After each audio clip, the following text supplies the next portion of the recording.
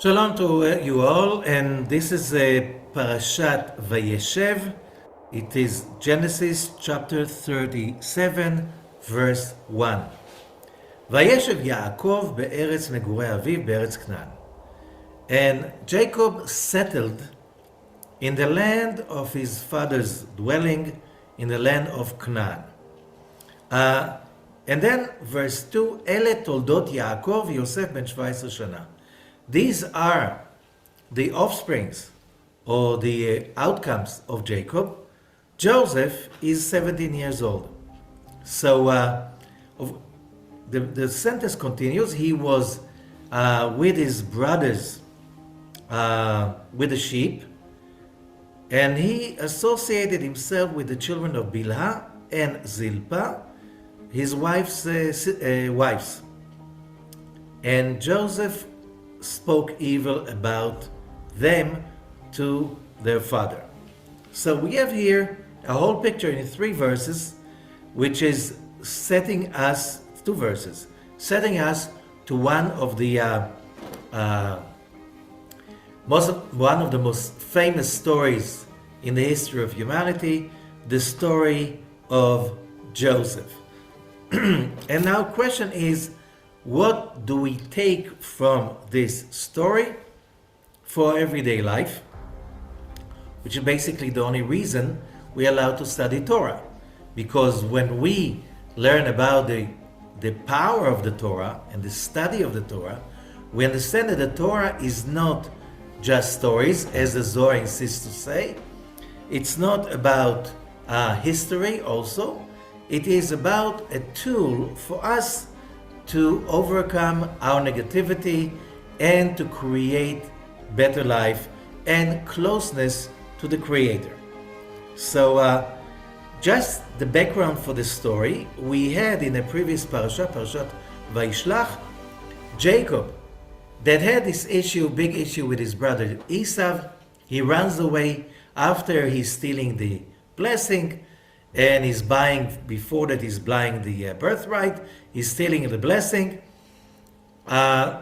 He runs away to his uncle's home, Lavan. He marries his 2 cousins. Basically, it's 4 cousins that he's marrying, the 4 wives of Jacob. And the story commences when Jacob is coming back home, last parasha, and he meets with Esau, and how he overcomes the great danger he had from Esau that wanted to kill him. And finally, he kinds of settling down with Esau, his brother. Esau doesn't want to kill him anymore, and now he's settling, and that's why chapter 37 verse 1 starts with the word that Jacob settled.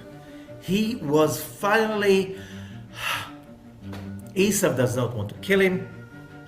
Somehow he got out of the hands of his father-in-law uncle Lavan, and he has a son, 12 sons. He just lost his beloved wife Rachel, but still he's settled. Now there's a very amazing sentence in the commentaries, and this one is this commentary is being quoted by Rashi, the great commentator from the 11th century France, and he says like this: Tzadikim mevakshim leishev beshalva. Righteous people, they want to settle in peace. Amar HaKadosh Baruch Hu, so God said, לא דיין לצדיקים אשר מתוקן להם לעולם הבא, אלא שמבקשים לשב בשלווה בעולם הזה. It's not enough what the righteous are preparing for the world to come, but they want also to live in peace in this physical world. So we understand that Jacob wanted to settle down, but then comes the story of Joseph that he loved the most. As we see, Ele toldot Yaakov Yosef. These are the outcomes, the offsprings of Yaakov, Joseph. Joseph Jacob regarded Joseph to be his main successor. Okay, why? We're going to see that, and then in this parasha, Joseph is sold by his brothers to the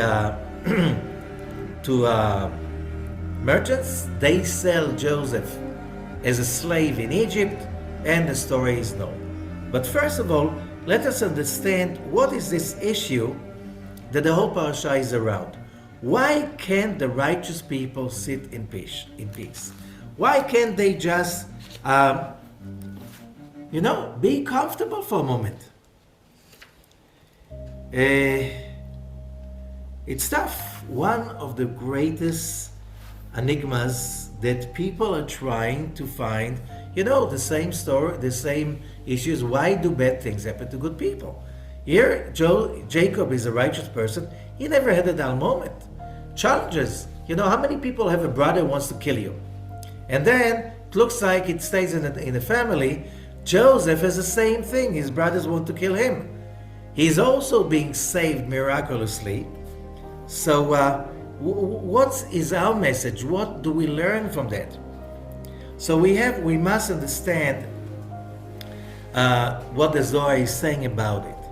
Okay, so וישב יעקב בארץ מגורי אביו בארץ כנען, רבי חייא פתח ואמר, רבות רעות צדיק ומכולם יצילנו אדוני. This is Psalms 34, and it says, many troubles for the righteous, which means the righteous person has to go through many troubles, and God will save him from all of them. Please God, don't give me the troubles, don't give me the saving. I don't need the miracles, don't give me the troubles. Simply, it doesn't go this way. תחה זה, כמה מקטרגינית לברנש, מיומה דקודשה בכו יהב בי נשמתה בהי עלמא. דכיוון דנפק ברנש לאווירה דעלמא, מיד הזדמן השתתפה בעדי יצר הרע. כמה דהתמר דכתיב לפתח חטאת רובץ וגומר. וכדי נשתתף בעדי יצר הרע. Translation. I'm reading from the Sulam, verse 1, Sulam commentary. Rabbi Chia opened and said, he quoted the same verse where I just said before, how many forces does every person have that disturb the person, challenge him, and block his ways מיום שנתן לו הקדוש ברוך הוא נשמה בעולם הזה. Since the day God gave him a soul in this physical world.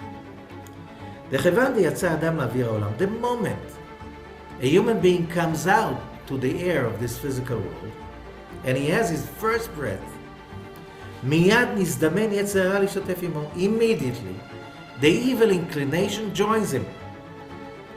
Partnership. The word is להשתתף. He's partnering us the moment we are born, the moment we breathe our first breath.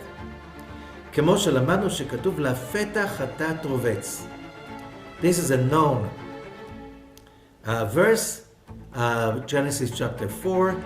The sin lies at the opening. Which opening? The moment a human baby comes out to the air, that moment he comes through the gate, he is being already associated, partnered with the evil inclination, not before. כי אז נשתף עמו יצר הרע. Then, only then, the evil inclination partners with us the moment we are born. And how do we know that? ותחה זה, דהחיו דהה בהירי, מיומד התיילידו כולו נטרי גרמיו. והרכין מגון נורא, ומן כל הטרין בישים. וברנש מיד עתי להרמה גרמי גון נורא, בגין יצרה שרי בגבי. ומיד עשתי לי לארחה בישה. Come and see. We know it is like this. We know that the moment we are born, we partner with the evil inclination. How do we know that? The proof is that when we go to any other creature, The moment they are born, the day they are born, all of them know how to preserve themselves, to be careful. One of the main proof is when you bring any kind of animals to the fire or any kind of dangers, they usually run away. And they run away and prevent themselves from getting into any negative, dangerous place. While human beings, the moment they're born, immediately they have the tendency to throw themselves into the fire, says the Zohar. Okay? We know, whoever raised a child knows that the creativity little human beings have, young human beings, when they are little children, they have a tremendous ability to get themselves into harm's way. And it's just a miracle that most of them do not kill themselves because they reach maturity. Because as we said, the creativity is infinite.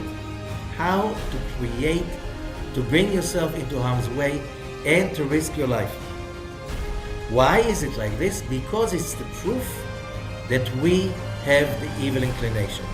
Animals do not have any evil inclination, and they know how to stay away from danger.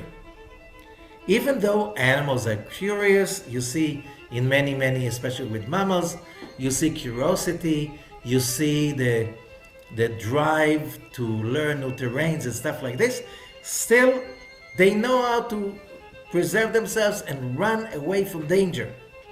Not human beings. Why? Because human being, when we are already born, we already have the evil inclination, and it's a very dominant part of our nature as we grow up little children. And this is why the evil inclination incites the human being into the way of evil.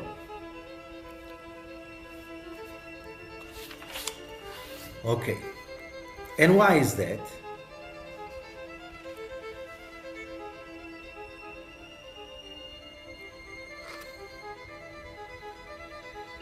I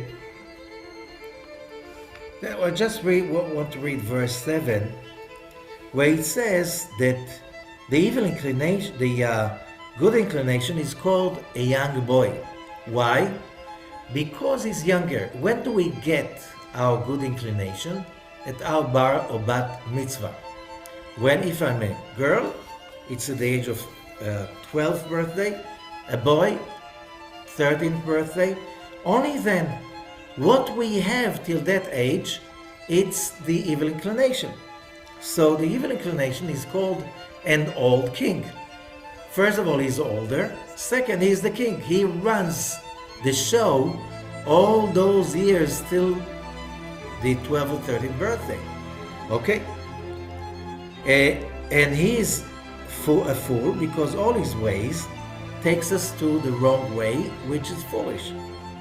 And as we said, pushes us into places of danger that are not really serving the purposes of our life. And he doesn't know how to be careful. And all his job of the evil inclination is to get us astray off the way. Verse 8. Therefore, the evil inclination is older because he needs to have an advantage. So when we grow up, we tend to trust the evil inclination because we don't remember being without him, and because we're born with him. And then when the good inclination is coming on our bar or bat mitzvah, en ha'adam yachol la'amino, you can believe him, you can trust him because he's a newcomer, he just came later on. And then you don't trust him, v'dvarav domim alav lemasa, and it looks up a burden, which means the moment we come, we get this good inclination, that part of our nature that always drives us to honesty, integrity, kindness, righteousness, and the most important of all, being spiritual, which means overcoming our own evil inclination and transforming it. For us, we don't know him. He's a stranger. He came only later. Unless you are being educated and prepared for that moment all your life. So you're really being warned every day during your education that listening to the evil inclination is going to get you into trouble. So therefore, we understand that we need the evil inclination. And why? Because the first reason that we are born in this world is because we need to be in a world that is full of illusions, lies, temptations, challenges, and so on, because this is the only way we can achieve our connection to the Creator, our connection to the Creator within us, and to the infinite light of the Creator, because we were created in His image. And because we were created in His image, you cannot give someone happiness or success. People must achieve that on their own. How can we achieve success? First and for all, we need to be successfully running or handling the ongoing war, which is the war against the evil inclination. When we read how Jacob in the previous parasha is struggling with the angel the whole night, and then he's named Israel because he says, because you fought with angels and you won. Taking that name, Israel. And I know a lot of people study the Tanakh, the whole Hebrew Bible. They want to be Israel. Israel means one thing, that understanding that the moment you are standing on your feet, which means the moment you are about bat mitzvah, you have a commitment for that ongoing war that lasts from now on till the last day of your life, the last moment of your life. Which means what our sages are saying, they're teaching us, even though the whole world will tell you that you are righteous, that you are perfect, that you are an angel, there's no even a bit of evil in you, don't trust them till the day you die, because why are we here? We're here to battle with the evil inclination. The battle between Jacob and the angel is the ongoing battle between every human being and his own snake, angel of death, or evil inclination, or the dark side, whatever you want to call it. If the moment we are not committed to fight that side, dark side, that is partnered with us from the moment we are born. The moment we are not committed to that, we are not in the game. We're not in the business anymore. We are simply out of it. And that's why the whole issue is about the covenant. The whole issue is about the covenant. What does it mean, a covenant? Our commitment to that fight. If Joseph wants to continue Jacob, he must go through the same fight by himself. So therefore, the Zohar continues. Verse 11 in פירוש הסולם in the Zohar. אבל ההוא זכה דיודחה למראי, כמה בישין סביל, באי עלמא, בגינדלה יאמן, ולא ישתתף באו יצר הרע. וקודשה בחושה זב להם מכולום, עדה עוד הכתיב, רבות רעות צדיק ומכולם יצילנו אדוני. רבות רעות לצדיק, לכתיב, אלא צדיק.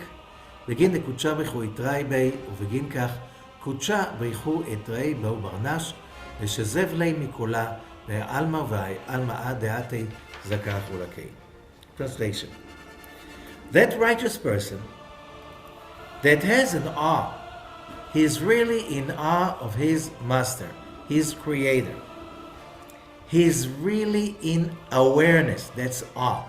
You are in awe because you are aware to the story. There's one story, there's no other story.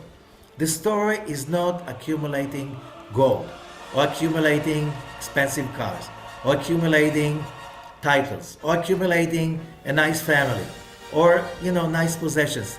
This is not the story. Why? You can't take it with you from lifetime to a lifetime. But the only thing you can take with you are those moments you dueled with your own evil inclination and you won, and you stepped up to the plate, you took the challenge, you didn't give up, you fought and you fought and you fought till you won. And then you got the light to overcome the darkness. Then you made sure that the negativity is overcome by the positivity. That faith is stronger than fear and all kinds of other dark emotions that are destructive. This is the purpose of our lives. There's no other purpose. Jacob is that epitome of that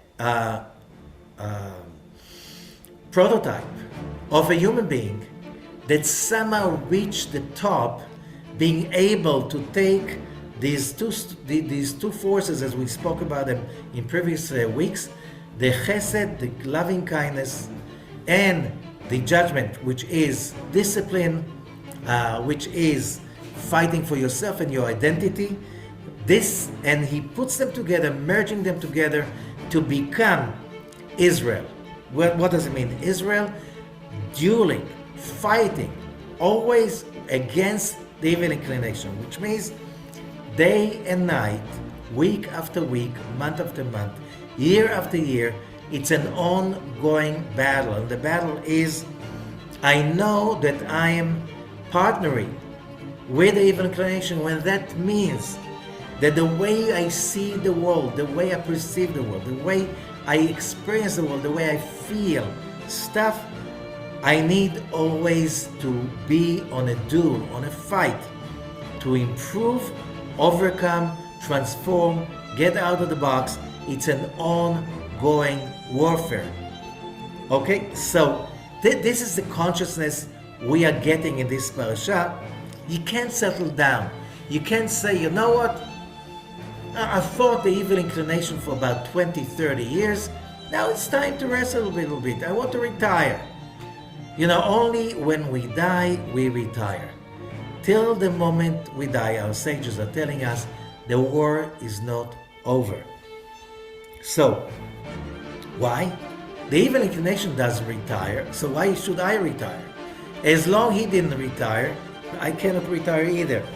And again, Ein tikun ela beguf, says the Arizal, Rabbi Zakluria.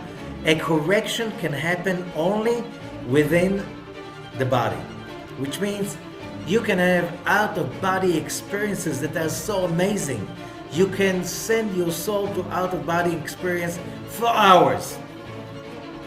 Some people do that for years. What's the problem? You cannot get any points in that duel when you're outside your body.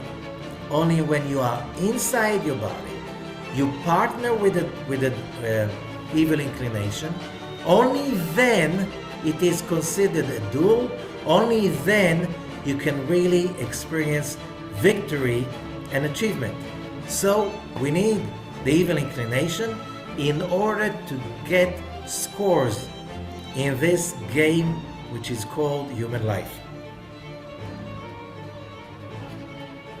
So, why would the righteous person that already has this awe, why would he have to go, says the Zohar, how many troubles in this world? And the answer is, כדי שלא יאמין ולא ישתתף ביצר הרע. All of these troubles are to get us stay away from the evil inclination. And then God will save him from all of them. Which means And the Zohar is trying to be more exact. When it says in that verse we quoted before, many troubles to the righteous man, righteous person. Okay, and he says, no, that's not the way it's written. It says, Rabot Ra'ot Tzaddik. You see a person with a lot of troubles, he's a tzaddik, he's a righteous person. God will save him from everything. Okay, why would God save someone from everything? Don't give him the troubles, as we asked before. And the answer is, first, if you're a righteous person, it says again in Proverbs, Sheva yipol tzaddik vekam. The righteous will fall 7 times and rise up again. Which means, who is the righteous person? The ones who never quit fighting. The one who always knows that he is in a covenant, and the covenant is the commitment always to be aware, to look for the evil inclination, to duel with the evil inclination, to fight till you win without any hesitations and without any regrets. You know, why did I need this trouble? I could just follow my dark side and, you know, maybe I have some peace. And here the Zohar says something really interesting. The troubles the righteous person goes through keep him away from the evil inclination. And therefore God wants that person and saves him from all of them, in this world and in the world to come. So, come and see. Verse 12. How many troubles Jacob had to go through in order not to attach to the evil inclination. So first of all, we learn, even people like Abram, Isaac, and Jacob, in order to become Abram, Isaac, and Jacob, to become our forefathers, our prototypes, they had to reach the same goal, which is winning the duel against the dark side, against our own dark side, against our evil inclination. And that, therefore, we have to understand, we cannot have any trophy, any victory, any achievement, unless this is overcoming the dark side, evil inclination. Which means, can anyone give somebody else success, victory? No. That has to be gained by the person himself. Nobody can head me over success and victory. Nobody can give me over happiness. Happiness is something I have to gain on my own when I win my own battles. And therefore, where it says, if somebody, they say that God is never giving to somebody without teeth, He never gave them those very nuts that have a very tough outside. Why? You cannot break it. Why would God give it you? The more righteous you are, the more times you will fall. The more committed you are, the more troubles you will have. With the more troubles you have, the more victories you can experience. The more enlightenment you can gain. You cannot get anything for free. Only troubles. So, the troubles we get are opportunities. So we have to remember that. A lot of people are being raised today with the whole idea that human life should be easy, comfortable, without any pain. Which means we have to, you raise a child, the child must be away from any discomfort. Why? Because a human being should be surrounded only with good. That's very nice. It's a lie. It's a lie. How long can you protect your child from evil? How long can you protect your child from injustice? And the answer is, if you don't realize, our own enemy is within ourselves. Who makes us laugh and who makes us cry? Our own enemy within. Which when we laugh, silly laughs, it's from within. When we cry bitterly, it's all within. When we understand that it is a battlefield and we have to fight it, and every obstacle is not an obstacle, it's a stepping stone. Which means you can you can fall by it or you can step on it. You can collect the stones and build something bigger. It's your own interpretation to reality, and if you want to be part somehow with that concept that is called Israel, you have to understand you can't expect things to be easy. You can't expect achievement to be free of paradoxes, misunderstandings, pain, misery, hatred, evil, bad speech. It's like you want to achieve something important, you must have some obstacles, and all of it, they look like discomfort, injustice, and our job is, instead of letting that control us, and then we say, I'm a victim. And you know what? Victims deserve to be given all kinds of stuff. So because they're victims and they suffer, we should live in a world without suffering. No, victims, it's a disease. A victim needs first and for all to understand that your feeling of being a victim is your own and only yours, which means you have to disassociate with that state of mind, although it gives you so much attention and a lot of gifts. You know, the person is so miserable, let's give him gifts. Let's help him.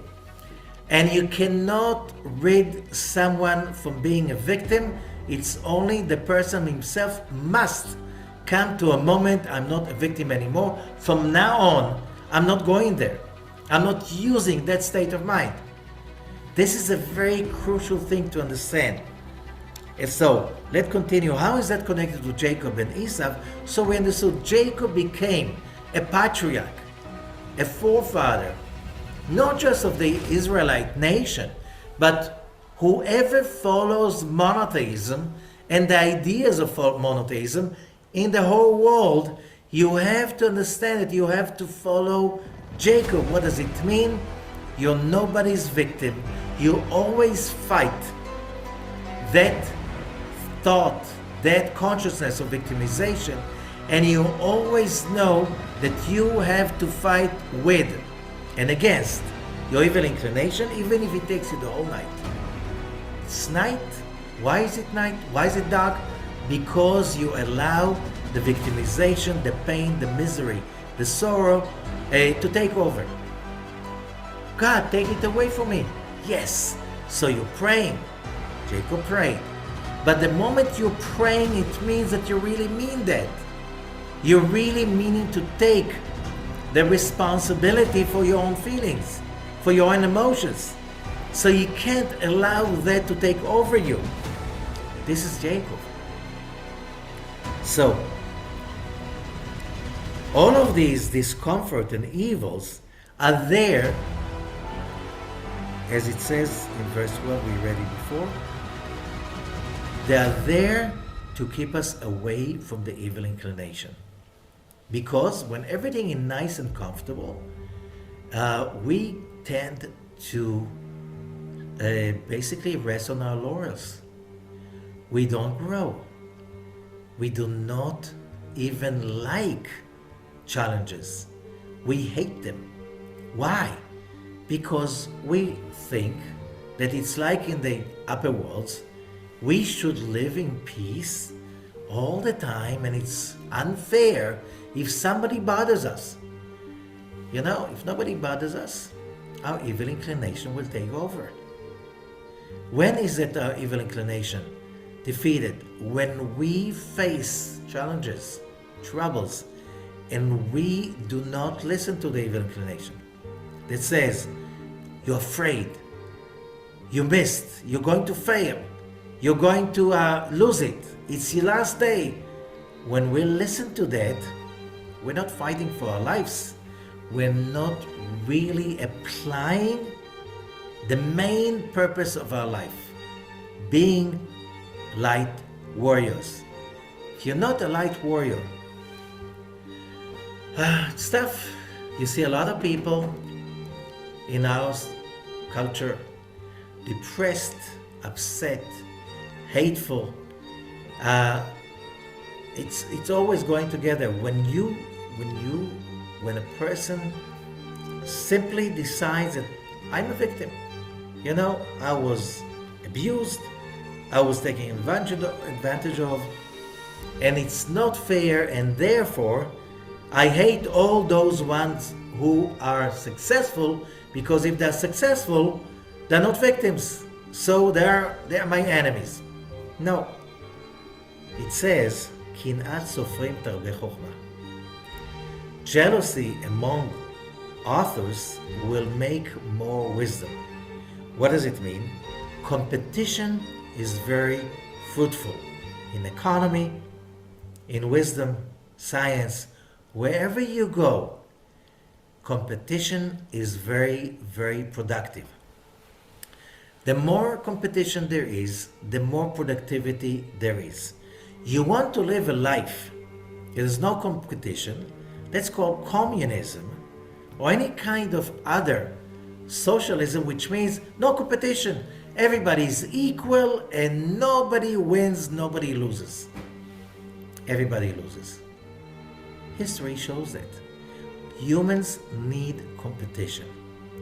The question is, why jealousy is good? There's two kinds of jealousy. There's one jealousy that says, if I don't have, why should you have? That's a terrible jealousy.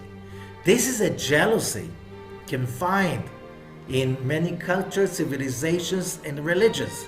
This is a destructive jealousy. This jealousy is kasha kishol kin'ah. King Solomon said it's worse than purgatory. Okay? That's the lowest place, this kind of a jealousy. But there is a jealousy that says, wow, look what he's got. What did he do? So I can do the same. This is a good jealousy. This is the jealousy that makes fruitfulness, which means, what's the difference between the two? The covenant. If I have a covenant, when I am connected to that commitment, that whatever challenges I'm facing, I'm here to fight my evil inclination, to fight that dark side inside me that says, you'll never make it, you can't make it, you don't deserve it, you failed already.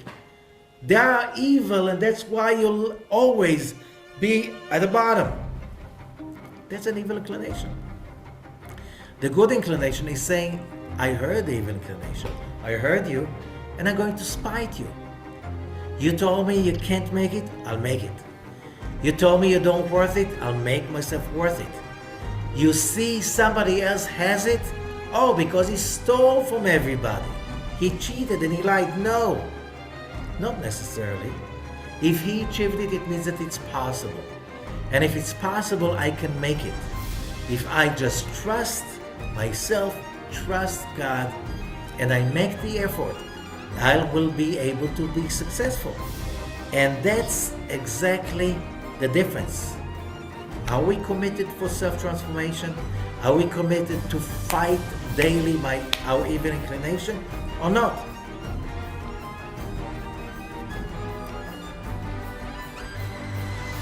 Why do we go through troubles? To make us remember that we are here for the fights. We gain scores in this lifetime, not when we are resting and having a nice moment. That doesn't give us scores, which means it doesn't give us worth and value, certainty, and any kind of self-appreciation, which means I've done something in this world. When do we do it? When do we really grow? When things are impossible. Not hard, impossible. When I see who said it's impossible? The evil inclination. If I'm facing a challenge, it means that it is impossible. It is possible. Otherwise, why do I have to face it? And therefore, I need to face it. Just getting up, just deciding to fight for the sake of it, is a victory on its own. Why? Because I won against my evil inclination that said, what's the use? It's a lost fight. What's the use? Why do you even bother? No, I bother because I have a commitment. I have a commitment no matter what, not to resign, not to retire from any fight. This is Jacob and this is Joseph. Jacob is, if you learn the study of the Merkava, the structure of the Magen David in the Kabbalistic term, we have the upper triangle, which is Abram, Isaac, and Jacob. Abram is the right, Isaac is the left, judgment, and in the middle you have the triangle, you have Jacob. In the lower triangle, in the Star of David, you have Moses, Aaron, and Joseph, which means again, the central column is Joseph. So you have Jacob and Joseph. Which means Jacob is in the upper triangle. Abraham, Isaac, and Jacob, they belong to the world of ideas. When we're talking about the time of Abraham, Isaac, and Jacob, they're ideas. Oh, they were humans like this, but who was there to listen to them? Hardly anyone. They were just laying the foundations for us, for all of these people that started to follow their path and leadership in basically adopting the values they gave us and using them and applying them to our everyday life. So that's Abraham, Isaac, and Jacob. The same forces, when they manifest in the physical manifestation, that's Moses, Aaron, and Joseph. It's already in the level of mass community, people. So Moses ran a whole nation. Same was with Aaron. Joseph ran a whole nation. He ran the whole nation of the Near East, including Egypt, for a long time, getting them out of famine into life. So, and all of them knew how to apply those lofty ideas of Abraham, Isaac, and Jacob, apply it in the physical realm. When we're speaking about, those ideas are so lofty, you can't, so the ideas of justice, the ideas of balance, the ideas, all of those great ideas of monotheism, they look like great ideas. However, those people applied the same ideas to this physical world. It's not just ideas, it's a way of life. So,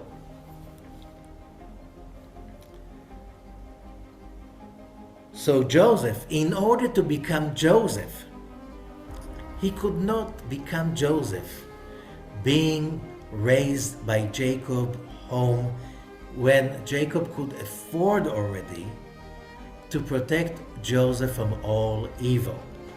Now I can finally raise my child in safety, not like my father, not like my grandfather. You could say Abraham was in post-trauma. He was persecuted for his belief system. He was robbed from all his life achievements, his title, his fortune when he lived in Ur Kasdim, and he had to go to a journey of exile and rebuild his life all over again, and being persecuted all the time on the way by the Philistines, what you just name it. Same thing with Isaac. Same thing with Jacob. So Jacob said, now I can Spare my child Joseph from all of those paradoxes. I can help him live in a world that is finally logical. There's justice. So Rachel, his mother, dies. Okay, when he's a kid. That's not easy. So then still Jacob is raising him with so much love. He cannot protect him. When he's 17 years old, his brothers sell him to the merchants who sell him to Egypt. And his journey starts when his troubles are starting. First of all, his brothers want to kill him. He has to be saved again from a murder by his brothers. That's enough for post-trauma for a lifetime, at least one, if not more.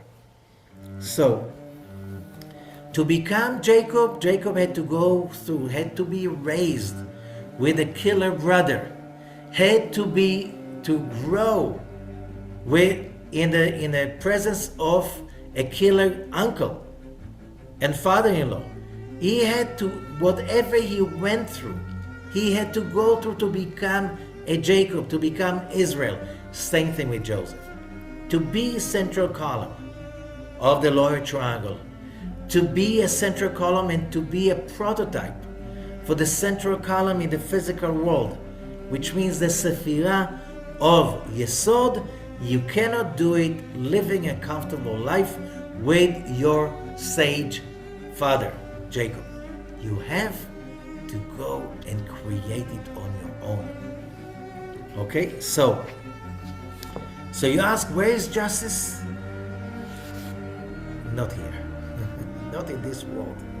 Don't look for justice. Look for the challenges. Look for the darkness you can turn into light. Look for the hardship you want to turn into a victory. This is what you're looking for. Looking for justice, and we spoke about it in a previous parasha and the parasha before. The world is not supposed to be a world full of justice. Not at this stage. People still need to overcome injustice, to overcome all challenges that this world has to offer to us, because this is the only dimension that in which we can stick to the light, which is the future, which is the goal, with our consciousness, while we're dealing with all kinds of impossible challenges. Not possible, impossible challenges. If it's possible and you overcome, you don't get that much. You don't have to get out of the box. When it's impossible, it means when you have to get out of the box in order to reinvent yourself, in order to outdo yourself, in order to become that great person you're supposed to become. That's why Joseph had to go through all of that. So how do we know he's going through that? So we see the story. The story is that the brothers, they sell him. Now, he was born as a very talented boy. He was smart, he was wise, he was powerful, his father saw he is like another great soul came to the world. Yes, I meant to bring that soul and I did. But he has to fight his own fight. His father Jacob cannot fight it for him more than that. If Jacob knew what Joseph is going through, he would get out of his comfort zone and make a war with the whole world just to protect Joseph. And therefore, what did God do? He blanked Jacob's brain so he doesn't know where is Joseph. He was sure that Joseph is dead. Otherwise, he would go looking for him. So all of these special dreams that Joseph had, all of that stuff was for Jacob. It was, oh, here I'm raising royalty over here. Joseph was still, as the Torah is saying, he didn't get it. Why? You want to be someone, you need to have a very big evil inclination, because You cannot be bigger than your evil inclination. You cannot have, let's say, when you're building muscles, your muscles must be created dealing with heavy weight, with something that is challenging you. You have to challenge your muscles. You cannot create a muscle that is not overcoming anything. The greater the obstacle, the challenge, the pain, the confusion, the evil inclination, the greater you can become. Small evil inclination gives small people. Great evil inclination gives great people. Joseph had lots of ambition for royalty, for control, for power. You can see it in his dreams. And that alienates his brothers, intimidates them. Like, who do you think you are? You're one of us. No, he was not. They did not become kings of an empire. He did. He did. So when he goes to the desert and they want to kill him, and everyone says, let's not kill him, throw him into the pit. And he's in the pit. And there's no, it says, Va'bo rek en bo mayim. Genesis 37, verse 24. And the pit is empty. No water. And the sages are saying, no water, snakes and scorpions were there. So his first miracle is that he has, can you imagine, he has to really get all his wits together. All what he studied with his father, all the magic he studied with his father, Jacob, to create a shield in which the scorpions and the snakes won't kill him. They don't. In fact, he survived them. And then the brothers are selling him as a slave and they bring him to Egypt. He's a foreign country, foreign language, foreign culture. Still, we see chapter 39, verse 1, Yosef u'ad Mitzrayim, and Joseph was taken down to Egypt. Potiphar bought him, and Potiphar was of the greatest figures in Egypt's economy and politics. And then verse 3, Vayar Adonav ki Adonai ito v'kol asher oseh, Adonai masir bedorim and and his masters see that God is with him, and whatever he's doing, God makes it successful. His master was smart enough to realize that that person, whatever he's touching, God makes it successful. So, Potiphar really empowers Joseph till finally Joseph runs his all assets and business in Egypt. And Potiphar was, as we said, one of the greatest figures. So, we know from that Joseph made his first step. He's a slave, 17 years old, in a foreign country. And what does he do? Whatever he does, we know he did his best because his masters saw that it was miraculously successful. Can't be that you just gave him, to mop the floor in some rooms. That doesn't make miracles. He gave him more and more duties, and that means that Joseph is starting from the beginning to do what we just said. He has a commitment, as he was taught by his father, to fight with his evil inclination. His evil inclination said to Joseph all the time, look, where is your father? My awesome, greatest human being in the world, Jacob. Even Jacob, he didn't see with his prophecy. He didn't see the danger. He sent me to the lion's den. He sent me to the brothers who hated me and wanted to kill me. How could he do it to me?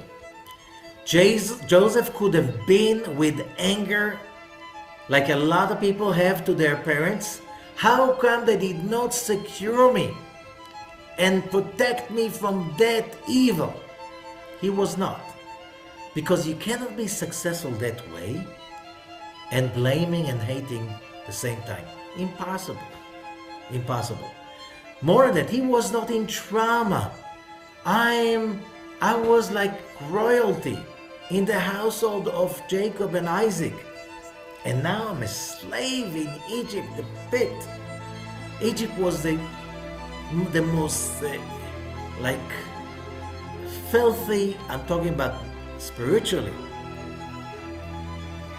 unclean place in the world, like real dark negative energy, witchcraft. Egypt is all about witchcraft, ancient Egypt. He's not lamenting his youth, he's not lamenting his family, his connection with his father, because he is so successful. He becomes entrepreneur. He becomes the leader, the CEO of one of the most powerful people of Egypt. So he already applied what his father taught him. We'll learn from that. You want success? You have to put all of that injustice done to you to the side. I know a lot of successful business people. You know something?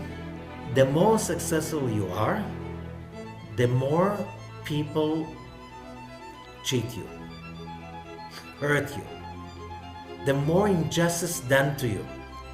What makes you successful? That you are still focused on making more success instead of lamenting your losses. I have a student. He's a really rich person. He made a lot of money. And he said many times, do you know how many times people cheated me? My friends, close friends. They asked for a little loan, and then I realized they didn't even mean to give it back to me. So you know what I did? I called him and said, you know, the loan I gave you, it's a gift. We're talking about $100,000. If you talk about more. Why? He says, I cannot be busy running after them and making money at the same time. I have to choose either or. You have to focus on growing and goals, or you focus about, being beaten up, being, cheated. So you have to choose. But I was cheated. Yes, you were. But what do you choose? What do you choose to be? You choose to be what you choose to be. You can choose to be that person who was cheated, or you can choose to be that person who has great goals and he achieves them because he's focused on them. Your choice. It's all about choice. And then Potiphar was very successful because Joseph was running the whole business. So do you think he was wearing rags when he represented Potiphar wherever he went? No. He was wearing nice clothes. And Joseph had a gift. He was one of the most beautiful men that ever walked on earth. Everybody noticed that, especially Potiphar's wife. And which means one danger. Joseph was, as the commentator is saying, I'm reading chapter 39, verse 5.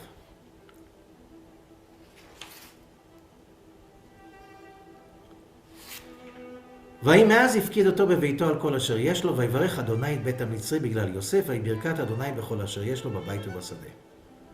So since Potiphar gave the command for whatever he has, whatever he owns, in the hands of Joseph, God blessed the house of the Egyptian because of Joseph, and the blessing of God was everywhere, everything he had, in the house and in the field. Verse 6. ויעזוב כל אשר לו ביד יוסף, and he left everything he had in the hands of Joseph. ולא ידע איתו מאומה. He had no idea what Joseph is doing. He didn't even ask. He didn't want to disturb. ויהי יוסף יפה תואר ויפה מראה. And Joseph was very, very beautiful, very nice to be looked at. Why do we have to say that? What is the connection? And the answer is, says Rashi, כיוון רבי שלמה יצחקי, כיוון שראה עצמו מושל, since he saw himself, since he felt the power, he was a CEO. התחיל אוכל ושותה ומסלסל בשערו. He started to enjoy eating and drinking. I don't think that Potiphar even bothered. You can eat and drink as much as you want. You make me rich every day more than that. ומסלסל בשערו, he was very much taking care of making curls in his hair. אמר הקדוש ברוך הוא, so God said, אביך מתאבל, your father is mourning you, ואתה מסלסל בשערך and you doing your hair? אני מגרה בך את הדוב. I'm sending the bear at you. Which means, Joseph was supposed to be, we know by the end of the story, supposed to be the king of Egypt, right? He came to the comfort zone when he was a CEO for Potiphar. Was it his money? No. By the way, it was not his money when he was the king of Egypt. He was still the CEO of Pharaoh. But there's a difference between being the CEO of Potiphar and the CEO of Pharaoh. Big difference, right? Still, when we get to the comfort zone, then the bear will come.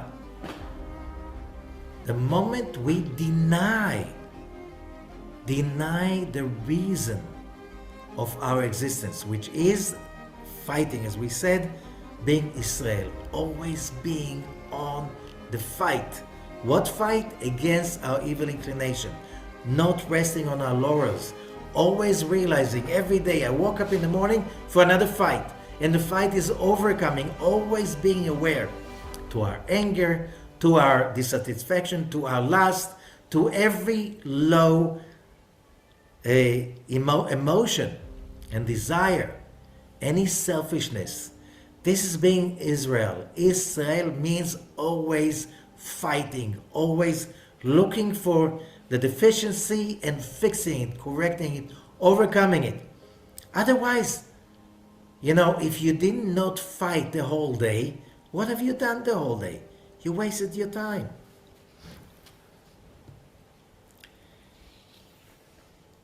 So the wife of Potiphar, that was also one of the most beautiful women ever lived, she saw him and she came to him and said, sleep with me.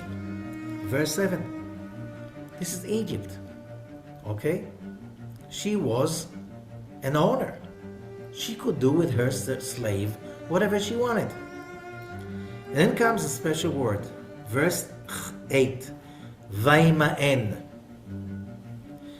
Above the word Vaima'en, there's a sign. It looks like a thunder sign in the Hebrew text. It's a trope. It's the Hebrew Torah, the whole 24 volumes of the Bible, they have a melody. There's a way to sing them. You don't read them, you sing them. That says that you don't read Vaima'en, that's a word in Hebrew, you read Vaima'en. It's like you're going up and up and up and up.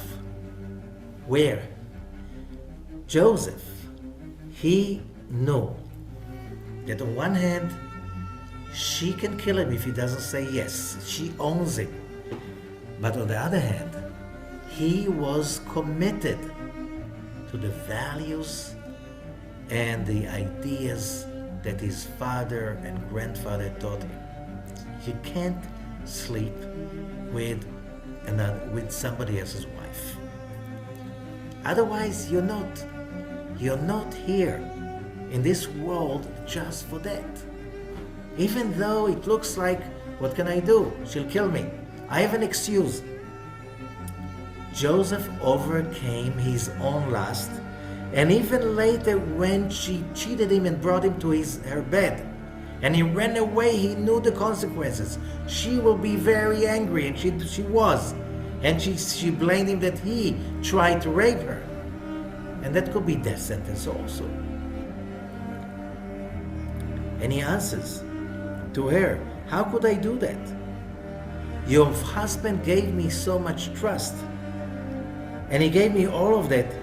You know, he is more than just, it's not just a law you cannot sleep with somebody else's wife. What about the gratitude? You are my master's wife. How can I do this to him? And I'm sinning to God. Like, if you realize, what does it mean, integrity? It's love others as you love yourself, and at the same time, I am God. And there's never a contradiction. It's always in the same place. That's how Joseph became Yesod, a chariot. If he did not have that seduction, that temptation, that threat, it's like in the same place, he would not be the chariot for Yesod, which is the Sephirah that connects between the upper 9 Sephirot and the Sephirat Malchut of this physical world.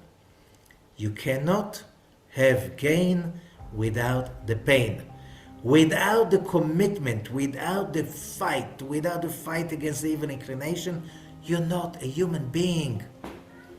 You're not a great human being. You're not really doing anything. You're wasting your time on earth. So, this is the message in this parasha. And this is the message for all of humanity, because people are looking for comfort and for joy. We are not here for comfort and joy. Not that comfort and joy are illegal. They can come by the way.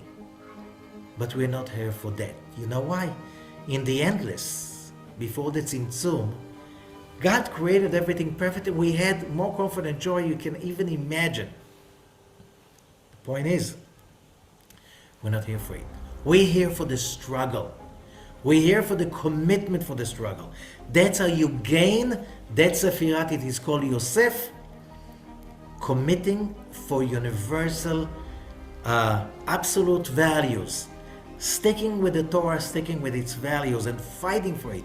That's what gives you what is called true success, in which you see that you touch stuff and God makes it work.